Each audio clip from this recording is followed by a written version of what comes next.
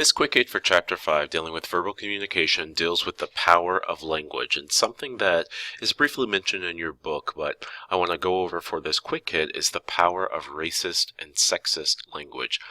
When we use racist and sexist language, it can imply this level of inferiority, meaning that we are better than or someone is less than us.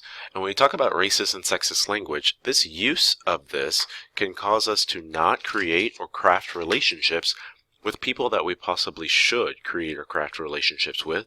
Moreover, it can cause us not to maintain or manage relationships very well, all because of our intentional use of this particular language.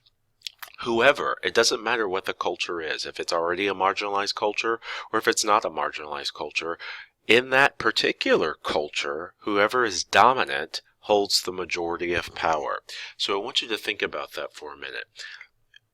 Who could be dominant in a culture full of minorities? Is there some sort of level of dominance in a culture full of minorities? And that answer is yes. This is where hierarchy comes into play. So when we talk about the dominant culture, they hold the majority of power when it comes to racist and sexist language. So let's think about our entire culture right now. And I'm talking about here in the United States of America. Doesn't matter the race, doesn't matter the religion, doesn't matter the sexuality, things of that nature. The dominant culture today that holds the majority of power when it comes to racist and sexist language, it will always be the straight white male. And when I talk about the straight white male being the dominant culture today, think about all of the nasty words that we have for minorities. We call these reclaiming words, reclaiming words, reclaiming words. Reclaiming words mean we're taking this particular word back. So a culture is taking a word back. They're using that particular word in order to lessen its power. So I want you to think about the words that can be used, derogatory terms and derogatory words that people use to call blacks, to call Hispanics, to call women, to call gays. All of these derogatory terms are reclaiming words, and I would use these terms on this lecture, except when I use them, if I upload it to YouTube, the YouTube won't upload. So if you want to talk further about this, I'm sorry, you'd have to take my face-to-face class to where we actually say these reclaiming words. But think about these derogatory terms that are used to call women, gays, blacks, Hispanics, Asians, any minority culture, any marginalized culture. And then I want you to think of a derogatory term that we could use to call a straight white male. And the answer is there isn't one. And I've asked students for years, if you can think of one, please tell me and let me know, because I will start teaching it, and that will change forever research. The answer, but the problem is no one can think of one because there isn't one, and there never will be. When you think of the derogatory terms that we use to call blacks, the derogatory terms used for women, used for gays, used for Hispanics, used for Asians, all of those derogatory terms, all of those bad words, and you know what they are used to signal oppression. And there has never been a point where the straight white male has ever been oppressed in our country. There's never been a point where the straight white male has ever been oppressed in our nation's history, and there never will be. But have blacks been oppressed? Yes. Is there a derogatory term for blacks that signals oppression? Yes. Have women been oppressed? Yes. Is there a derogatory term used to call women that signals oppression? Yes. The same can be said for Latinos and Hispanics. The same can be said for Asians. The same can be said for anybody else other than a straight white male, which is why when it comes to racist and sexist language, I want you to get that straight, when it comes to racist and sexist language, the dominant culture is and will always be the straight white male. When we talk about power of language and it comes to racist and sexist language, sometimes we use cultural identifiers. And when I say we, I'm talking about you personally. I tell my classes all the time, I do this sometimes as well, and I have to catch myself. Cultural identifiers go by race, sexual orientation, age, sex, something along those lines in order to identify a particular person and their culture or their co-culture before you go into telling your story or your situation. And I'll give you an example. The gay athlete or the black guy.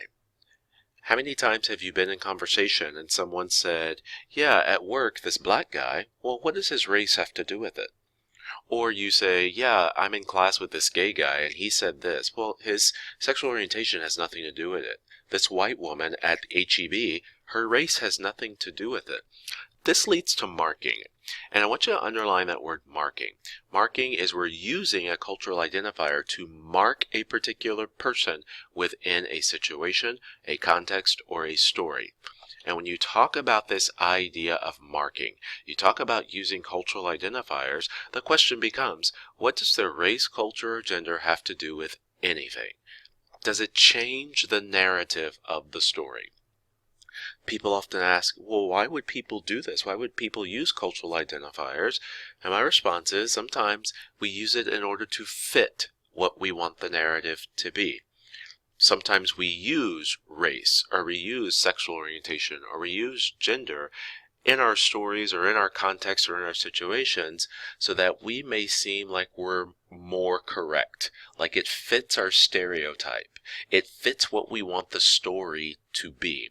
So I want you to, and I'm challenging you, to look out for cultural identifiers. You see this a lot. I'll be honest. I think we see more of the older generation do this. Probably grandpa and grandma, maybe mom and dad. But I want you. Sometimes our friends do this too. Sometimes you do it. But I want you to see how many times you can catch people marking others, or catch people using cultural identifiers to see to tell their story or to tell the situation, and see if you can point it out to them and ask them why did they do that. But one of the final things with the power of language, this is not in your textbook, but you're still responsible for it, is sometimes we speak and we use verbal language as if we're in the heteronormative. You may not have heard this term before, but essentially the heteronormative is the assumption that only opposite sexes are attracted. Essentially what I mean is when people operate in the heteronormative, that they only think that we're in the traditional binary. An example of this would be, if you're female, everyone you come across asking you, where's your boyfriend? Where's your husband? Or if you're male, if you're a guy, everyone you come across, relatives, friends, family, asking, well, are you married? Where's your wife? Where's your girlfriend? That's the heteronormative. You're looking at a particular person, male or female, and you're automatically thinking, because you're male, that must mean you're attracted to females, or that must mean you should have a wife or do have a wife, or that must mean you should have a girlfriend or do have a girlfriend. And the opposite is true if you're female. People look at you if you're a woman or if you're female and say, where is your husband, or you must have a husband, or where is your boyfriend, or you must be attracted to boys in order to have a boyfriend. When we talk about operating in the heteronormative, this can cause issues in conversation, especially with verbal communication, because we're under that assumption again that because I see a certain gender, they must automatically be attracted to the opposite gender.